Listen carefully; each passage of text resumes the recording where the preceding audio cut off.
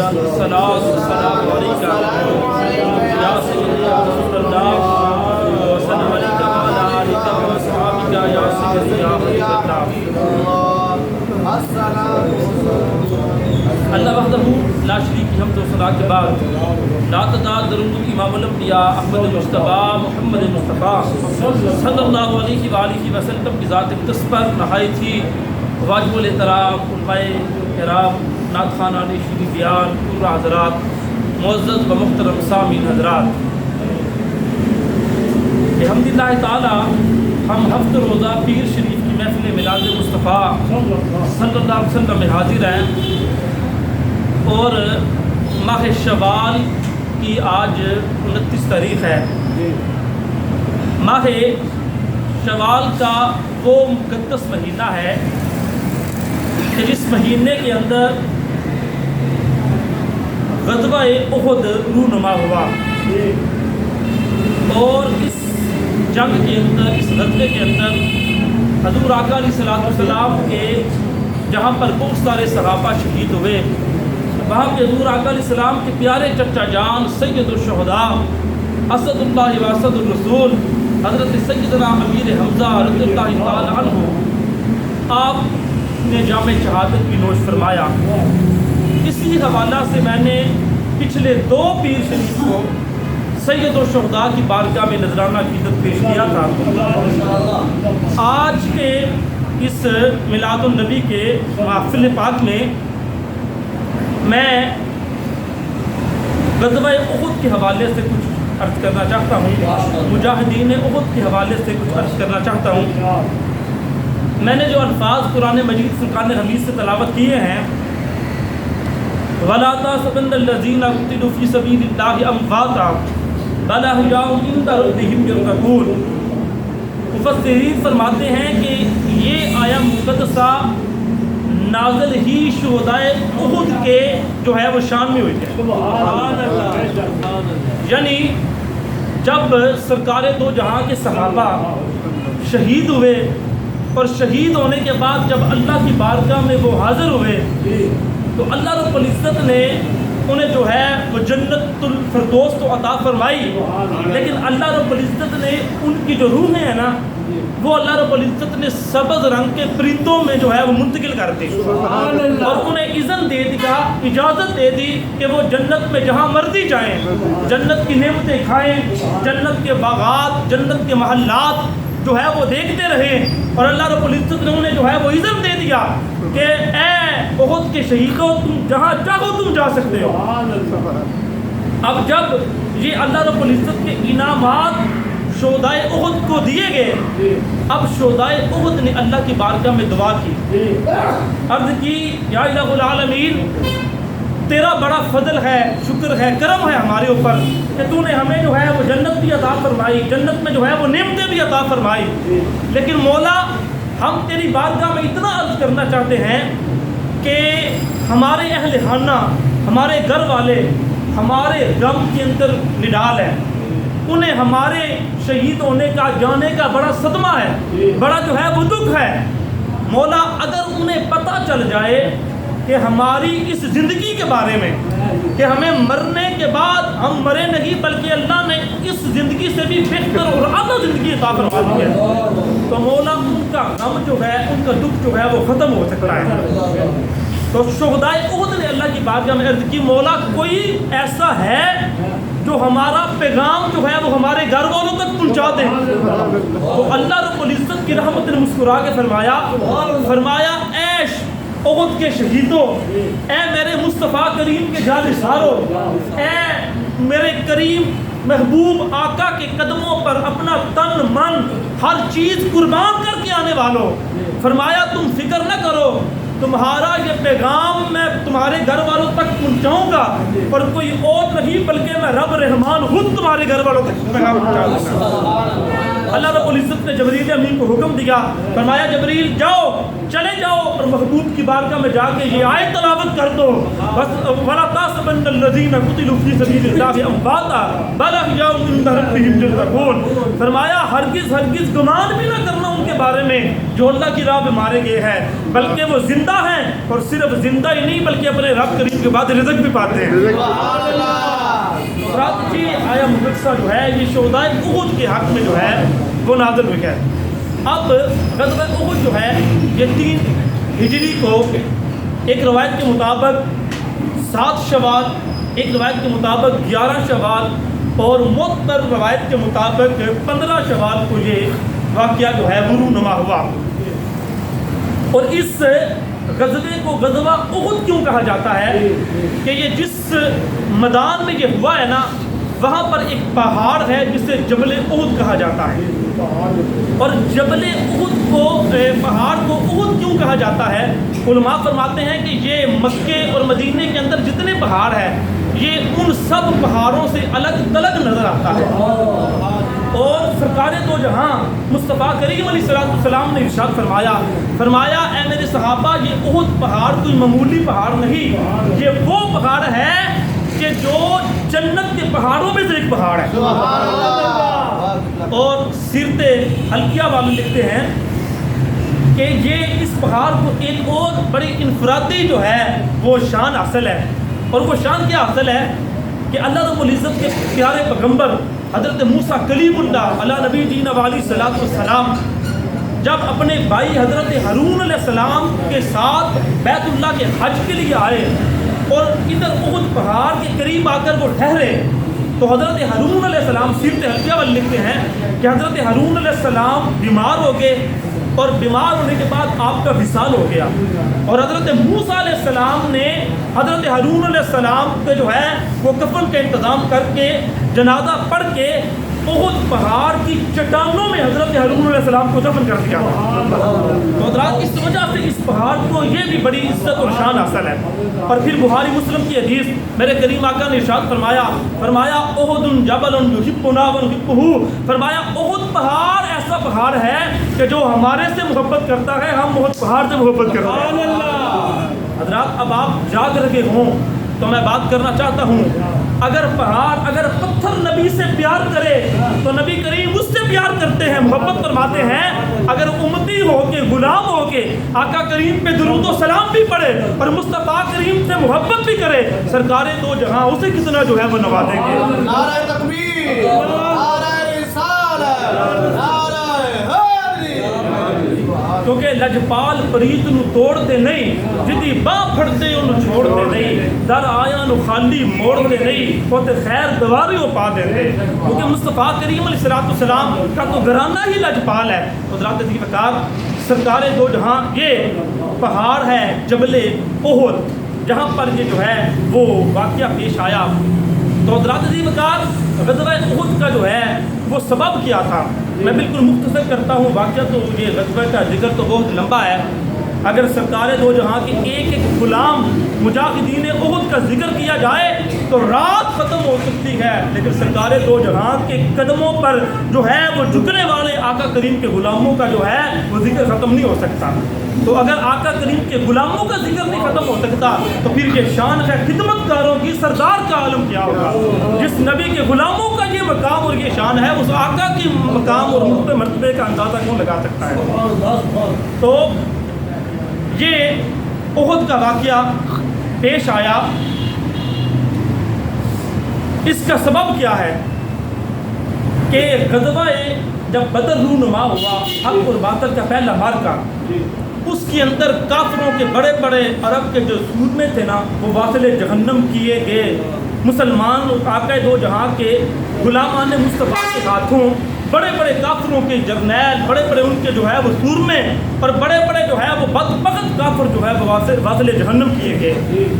اب مکے میں جانے والے کافر جو تھے نا وہ اپنی اس بےزتی کا بدلہ لینا چاہتے تھے مسلمانوں سے، انہوں نے ایک تحریک چلائی، اس تحریک کے اندر کچھ لوگوں نے بڑا نمایاں کردار ادا کیا، اس میں ابو سفیان ابھی کلمہ نہیں پڑھا کیونکہ انہوں نے فتح مکہ کے موقع پر کلمہ پڑھا ہے، اور ابو جال کا بیٹا اکرمہ، اس نے بھی فتح مکہ کے موقع پہ کلمہ پڑھا ہے، اور بھی لوگ اس تحریک کا حصہ بنے، اور کہا گیا کہ کیوں نہ ایسا ایک لشکر تیار کیا جائے اور جو ہے مسلمانوں کے اوپر حملہ کر کے معاذ اللہ مسلمانوں کو صرف ہستی سے مٹا دیا جائے۔ وہ جو قافلہ غزوہ بدر کے موقع کے اوپر ابو سفیان کی قیادت میں گیا تھا اور وہ پھر دوسرے راستوں سے مکے پہنچ بھی گیا تھا، لیکن جس کی بنیاد بنا کے کافروں نے غزوہ بدر جو ہے، جنگ جو ہے وہ کی تھی، وہ قافلے کا جو منافع تھا نا، مال، اس مال کو دار الندوہ مقام ہے ایک، اس پہ جو ہے وہ بطور امانت رکھا گیا تھا۔ اب کافروں نے میٹنگ کی، انہوں نے کہا کیوں نہ اس مال سے جو ہے وہ ہتھیار خرید کے اور مسلمانوں پہ جو ہے وہ حملہ کر دیا جائے۔ اب ادھر کافروں نے مکمل تیاری کر لی، 3000 کا لشکر انہوں نے تیار کر لیا، اپنی وہ بیویوں کو انہوں نے پیغام بھیجا، انہوں نے کہا اپنے زیور دو، جو کچھ بھی ہے وہ دو تاکہ جنگ کی جائے مسلمانوں سے۔ 3000 کا لشکر جو ہے وہ تیار کر لیا کافروں نے۔ اب جب کافر ادھر حملے کے لیے آنے لگے تو حضور آقا علیہ السلام کے چچا حضرت عباس رضی اللہ تعالی عنہ، انہوں نے غزوہ بدر کے موقع کے اوپر جو ہے وہ کلمہ پڑھ لیا تھا۔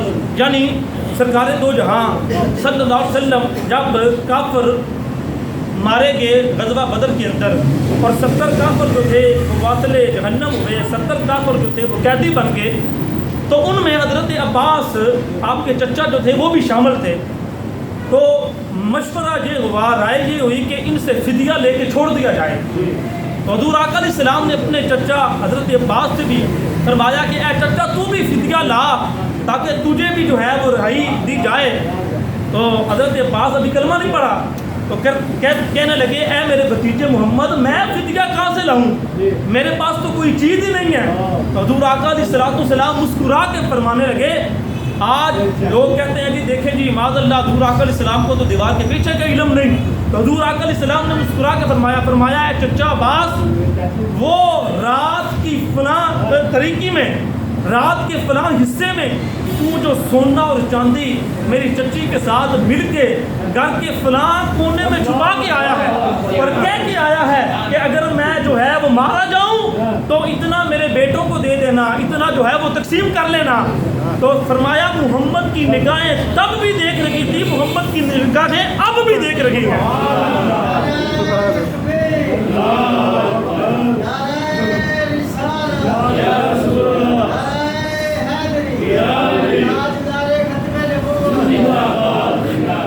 پکار امتی جو کرے حال زار میں، ممکن نہیں کہ خیر البشر کو خبر نہ ہو۔ تو سرکار دو جہاں نے فرمایا چچا میری نگاہیں اس وقت بھی دیکھ رہی تھی، اب بھی دیکھ رہی ہیں۔ آپ اس کا ترجمہ بول رہے اسلام حفیظ جلندری مرحوم نے کیا، اس نے کہا کہ یہ سن کر حضرت عباس پہ راشا ہوا طاری کہ پیغمبر تو رکھتا ہے دلوں کی بھی خبردار۔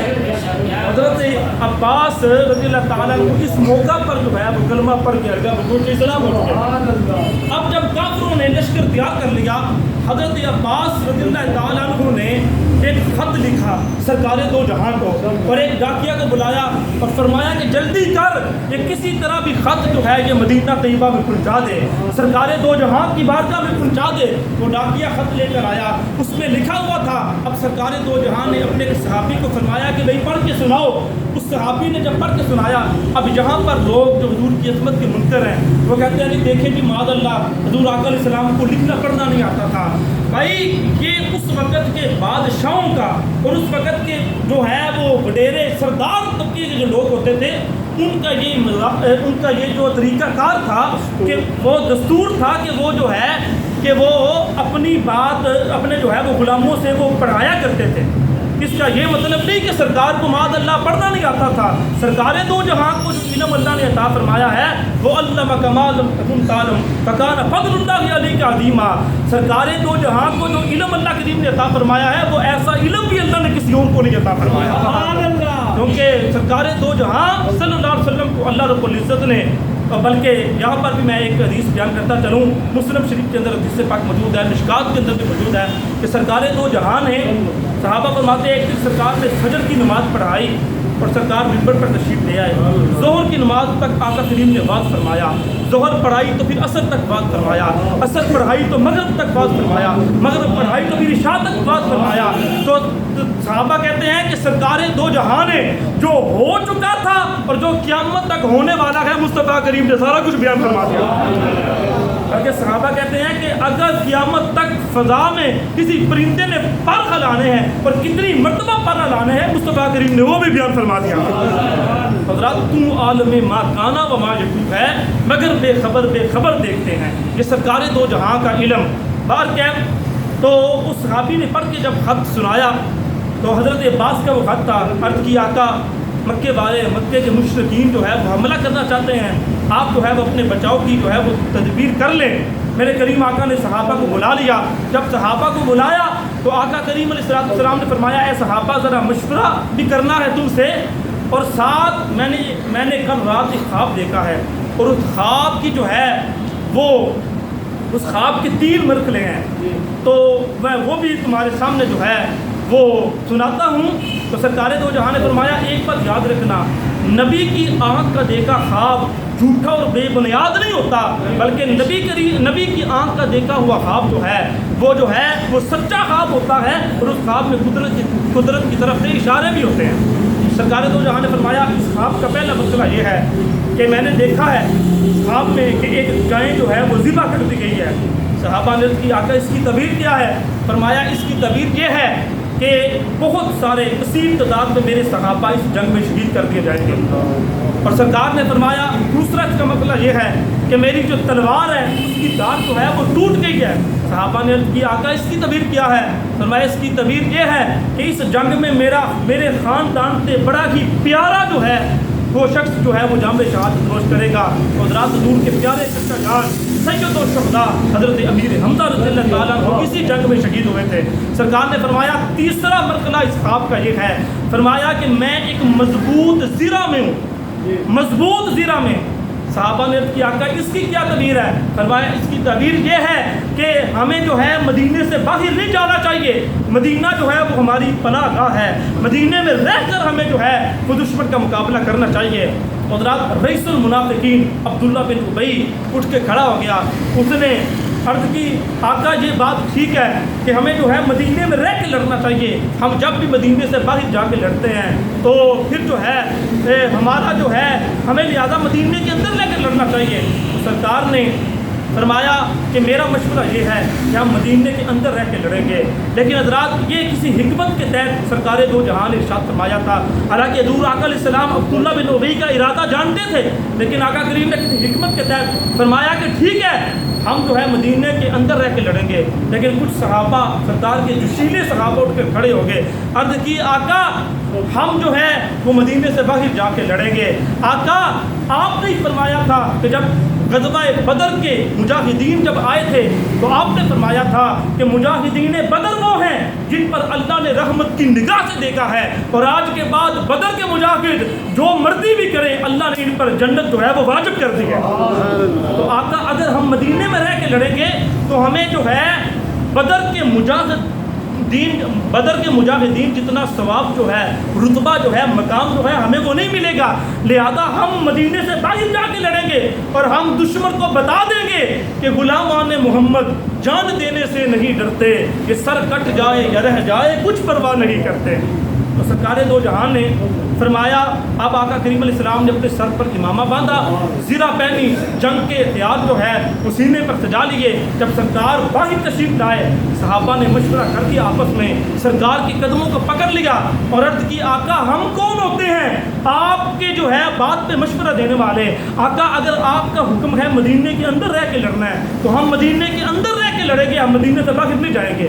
سرکار دو جہاں نے فرمایا اے صحابہ نہیں اب تو میدان میں جانا پڑے گا, کیونکہ کسی اللہ کے نبی کو یہ زیب نہیں دیتا کہ وہ جنگ کے ہتھیار سجا کے پھر اس سے پہلے اتار دے کہ جب تک اللہ اس کے ہاتھ میں کامیابیاں نہ دے دے. تو لہٰذا اب ہم مدینے سے باہر جا کے لڑیں گے. حضرات پھر قافلہ چلا 1000 کا لشکر, اور اس میں جو ہے مقام شہود پہ پہنچا تو وہاں پر عبداللہ بن ابی رئیس المنافقین وہ جو ہے وہ 300 منافقین کا لشکر لے کر جو ہے عین موقع کے اوپر واپس آ گیا. اس نے کہا جی میں نے آگے نہیں جانا کیونکہ محمد نے معاذ اللہ میری بات مانی نہیں، لہذا میں نے واپس جانا ہے. 300 بندہ میرے ساتھ ہے، میرے لشکر کا حصہ ہے، لہذا میں لے کے واپس جا رہا ہوں. مصطفیٰ کریم کے صحابہ نے یوں دیکھا اور انہوں نے کہا او عبداللہ بن ابی منافق چلا جا اور لے جا اپنے 300 منافق بھی. آج ہم تمہیں بتانا چاہتے ہیں کہ محمد عربی کے دین کو جب بھی ضرورت پڑی ہے منافقوں کی ضرورت نہیں پڑی بلکہ محمد کے دین کے عاشقوں کی ضرورت پڑی ہے.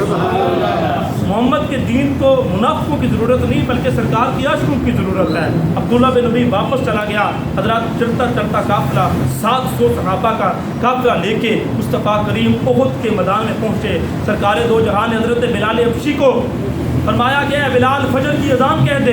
اب بلال حبشی اذان پڑھ رہے ہیں، ذرا ٹھہر جا مؤذن میرا دل درد رہا ہے، کہیں کعبہ گر نہ جائے تیری شوق مستدعا سے.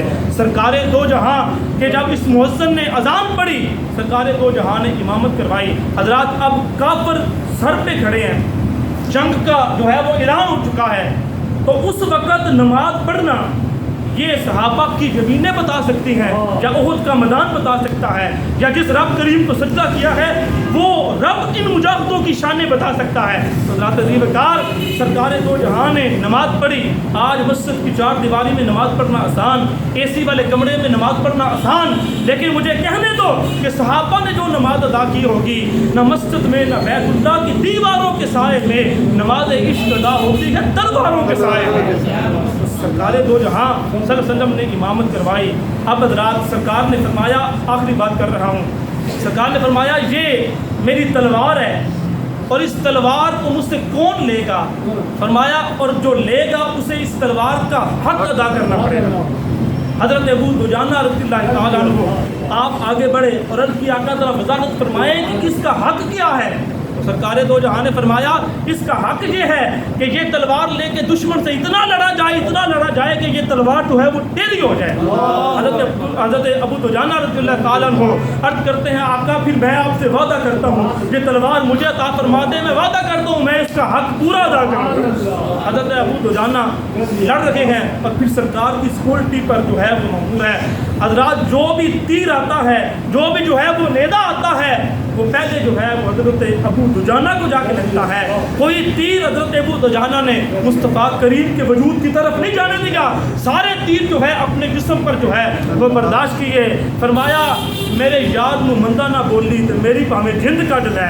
حضرت عزیز وقار اتنے تیر لگے کہ آپ کسی حالت میں جو ہے وہ جام شہادت نوش فرما گئے. حضرت عزیز وقار یہ بدر کے مجاہد واقعہ کافی لمبا ہے، انشاءاللہ تعالیٰ بقیہ واقعہ اگلے پیر شریف کو بیان کریں گے. میری دعا ہے اللہ کریم ہم سب کو سرکار دو جہاں کی پکی سچی غلامی نصیب فرمائے.